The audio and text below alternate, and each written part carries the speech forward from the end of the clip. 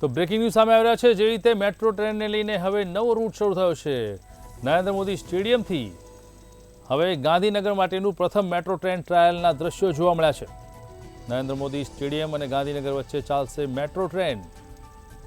Lok Sabha election પહેલા અમદાવાદ અને ગાંધીનગરના લોકોને મોટી ભેટ આપવામાં આવી છે. ફેબ્રુઆરીથી જે રીતે કામ ચાલુ હતું, નરેન્દ્ર મોદી સ્ટેડિયમ અને ગાંધીનગર વચ્ચે મેટ્રો ટ્રેન શરૂ કરી દેવામાં આવી છે.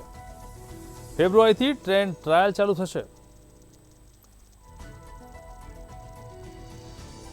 મહત્વપૂર્ણ છે કે જે રીતે અત્યારે હાલમાં પ્રથમ મેટ્રો ટ્રેનના ટ્રાયલ દ્રશ્યો જોવા મળી રહ્યા છે, ત્યારે અત્યારે હાલમાં જે રીતે મેટ્રો ટ્રેન નરેન્દ્ર મોદી સ્ટેડિયમથી ગાંધીનગર વચ્ચે દોડશે.